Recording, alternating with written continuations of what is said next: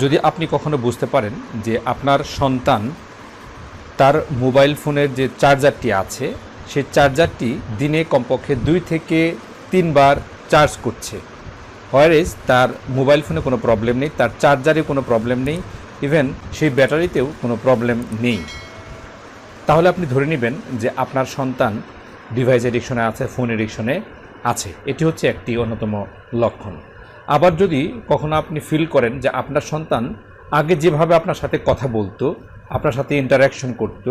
বিভিন্ন কিছু শেয়ার করত, ইদানিং আপনি খেয়াল করছেন আপনার সন্তান সেরকমটি শেয়ার করছে না, কথাবার্তা বলছে না, বরং সে কথাবার্তা বলার চেয়ে আপনাকে টেক্সট করতে বেশি পছন্দ করছে। ইভেন প্রত্যেক রাতে ঘুমাতে যাওয়ার আগে আপনার সন্তান হয়তো আপনাকে